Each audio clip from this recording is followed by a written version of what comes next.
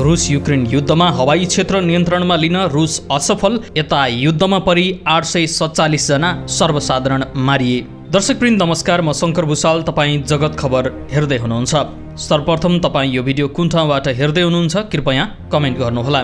बेलायतको रक्षा मन्त्रालयले रुसले युक्रेनको हवाई क्षेत्रमाथि नियन्त्रण गर्न असफल भएको र रुसी हवाई क्षेत्रबाट प्रक्षेपण गरिएका अस्त्रहरूमा भर परिरहेको बताएको छ। युक्रेनको हवाई क्षेत्रलाई कब्जा गर्नु मस्कोको प्रमुख उद्देश्यमध्ये एक भएको बेलायती रक्षा मन्त्रालयको दाबी छ।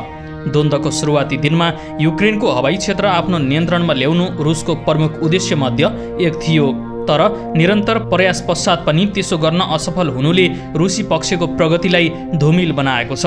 यद्यपि माइको लाइभमा रुसी हवाई हमलाहरू दिनभर भइरहेको विवरणहरू सार्वजनिक भएका छन्। त्यहाँ करिब 200 सैनिकहरू बसिरहेको बताइन्छ। सडकहरूमा जारी झडपका कारण मरियोपोल स्थित एक नाटकघरको भग्नावशेषमा फँसेका मानिसहरूको उद्धार प्रभावित भएको जनाइएको छ। बुधबार रुसले उक्त नाटकघरमा बम आक्रमण गरेको थियो। त्यहाँ अझै पनि 100 मानिसहरूले आश्रय लिइरहेको बताइएको छ। राष्ट्रपति भ्लादिमिर जेलेन्स्कीले त्यहाँको भूमिगत तलामा 1300 जना जति रहेको बताएका थिए, तर झडपका कारण उद्धारकर्ताहरूलाई त्यहाँ पुग्न बाधा भइरहेको मरियोपोलका नगर प्रमुखले बताएका छन्। नगर प्रमुखका अनुसार रुसी सेना त्यस दक्षिणी बन्दरगाह सहरलाई घेरेका छन् र निरन्तर गोलाबारी भइरहेको छ। उनले त्यहाँका हजारौं बासिन्दालाई रुस पठाइएको जानकारी दिए। रुसले विभिन्न सहरमा आक्रमण जारी राख्दा युक्रेनी राष्ट्रपति जेलेन्स्कीले पुटिनसँग अविलम्ब वार्ताका लागि अघि सर्न आह्वान गरेका छन्। उनी शान्ति सम्झौताका लागि तयार सुनिए पनि अन्य देशहरूसँग रुसमाथि प्रतिबन्धहरूको माग गर्दै आएका छन्।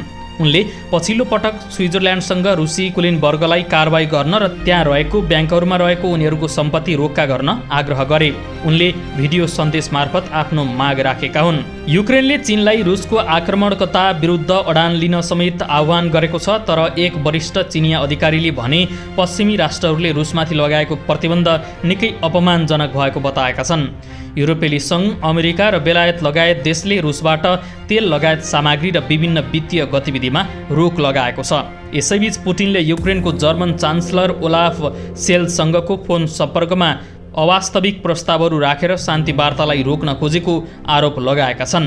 संयुक्त राष्ट्रसङ्घको मानवाधिकार सम्बन्धी निकायले युक्रेनमा आक्रमण सुरु भएदेखि हालसम्म 64 बालबालिका सहित कम्तीमा 847 सर्वसाधारणको ज्यान गएको जनाएको छ। ज्यान गुमाएका गैर सैनिकमध्ये अधिकांश गोलाबारी र हवाई आक्रमणबाट मारिएका हुन्, तर मृत्यु हुनेहरूको वास्तविक सङ्ख्या अझ बढी हुने सम्भावना रहेको उक्त निकायले बताएको छ। युक्रेनी उपप्रधानमन्त्री इरिना ब्रेसुकले 33 लाखभन्दा बढी शरणार्थीहरू युक्रेनको पश्चिमी सीमा पार गरेर अन्यत्र भागेको बताएकी छन्। उनका अनुसार करिब 20 लाखभन्दा बढी मानिस देशभित्रै विस्थापित भएका छन्। बेलायतले रुससँग सम्बन्धको सम्भावना भएका निजी विमानहरूलाई उड्न रोकिदिएको त्यहाँको यातायात मन्त्रीले बताएका छन्।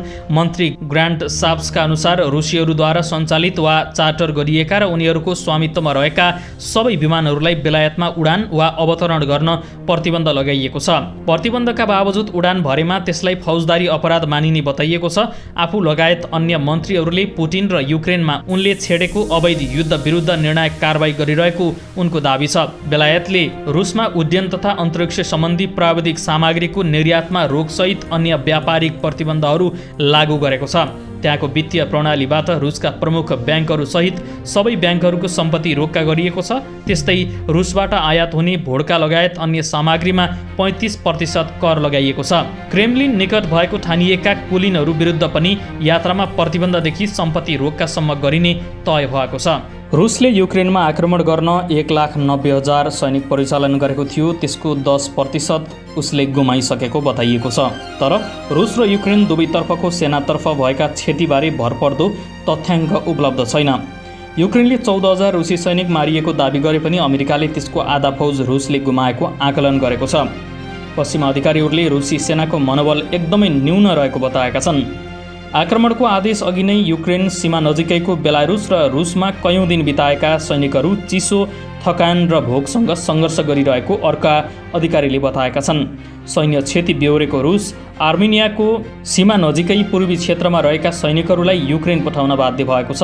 पश्चिमा अधिकारीहरूले सिरियाबाट झिकाइएका लडाकु सहित वाग्नर समूहका भाडाका सैनिकहरू छिट्टै युद्धमा सामेल हुने आकलन गरेका छन्।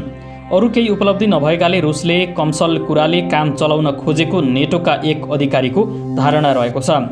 रुसले आधारभूत कुरामै सङ्घर्ष गरिरहेको छ। सिकारुले युद्धका रणनीतिहरूबारे कुरा गर्छन् तर व्यावसायिकहरूले बन्दोबस्तीका सामानको अध्ययन गर्छन् भन्ने एक पुरानो सैन्य कथन छ। युक्रेन युद्धमा रुसले बन्दोबस्तका सामानमा ध्यान नपुर्याएको धेरै प्रमाण छ। बख्तरबन्द गाडीहरू इन्धनविहीन भएका छन्। खाना र अस्त्रको अभाव भएको छ। बिग्रिएर छोडिएका रुसी सैन्य साधनहरू युक्रेनी ट्र्याक्टरहरूले सडकबाट पन्छाएका छन्। पश्चिमा अधिकारीहरूले रुसले धेरै अस्त्रहरू पनि खर्च गरिसकेको ठानेका छन्। रुसले 850 देखि 900 वटा लामो दूरीमा लक्ष्य भेदन गर्ने हतियारहरू प्रहार गरिसकेको छ। तिनमा क्रुज क्षेप्यास्त्र जस्ता अर्को अस्त्रले प्रतिस्थापित गर्न कठिन हुने किसिमका हतियारहरू पनि थिए। अमेरिकी अधिकारीहरूले आफ्नो अभाव पूर्तिका लागि रुसले चीनसँग सहयोग मागेको बताएका छन्। अर्कोतर्फ पश्चिमा देशहरूबाट युक्रेनमा निरन्तर हात हतियारहरूको आपूर्ति भइरहेको छ। त्यसले उसको नैतिक मनोबल उच्च भएको छ। अमेरिकाले युक्रेनलाई 80 करोड डलर रक्षा सहायता उपलब्ध गराउने घोषणा गरेको छ। अमेरिकाले आफैले निर्माण गरेको ट्याङ्क प्रतिरोधी र विमान प्रतिरोधी क्षेप्यास्त्र पनि उपलब्ध गराउने बताएको छ। कामिकाजी नाम गरेको यो ड्रोन क्षेप्यास्त्र झोलामै बोक्न सकिने र गन्तव्यमा सानो बम पुर्याउने साधन हो। पश्चिमा अधिकारीहरूले पुटिनले थप क्रूरता प्रदर्शन गर्न सक्ने चेतावनी दिएका छन्। उनीहरूले पुटिनसँग युक्रेनी सहरहरूमा लामो समयसम्म बमबारी गर्ने सामर्थ्य कायमै रहेको बताएका छन्। अवरोध बीच पनि पुटिन पछि नहट्ने बरु युद्ध थप चर्काउने एक गुप्तचर अधिकारी बताउँछन्। उनी रुसले सैन्य बलमै युक्रेनलाई हराउन सक्नेमा निर्धक्क देखिन्छन्। व्यापक प्रतिरोधमा उत्रिएका युक्रेनीहरू पनि कम समय क्रमसँगै आपूर्ति अभावमा पर्ने तथा अस्त्र र जनशक्ति दुवैको अभाव हुन सक्ने आकलन उनीहरूको छ। युद्धका प्रारम्भिक दिनहरूमा भन्दा परिस्थितिले धेरै फेरिएको भए पनि रुसी सेनालाई अझैसम्म युक्रेनीहरूले रोकेर राखेका छन्। दर्शकवृन्द, रुस युक्रेन युद्धको विषयमा तपाईँ के भन्न चाहनुहुन्छ? कृपया आफ्नो प्रतिक्रिया दिनुहोला। यो भिडियोबाट हामीहरू सम्पूर्ण बिदा हुन्छौँ। नमस्कार।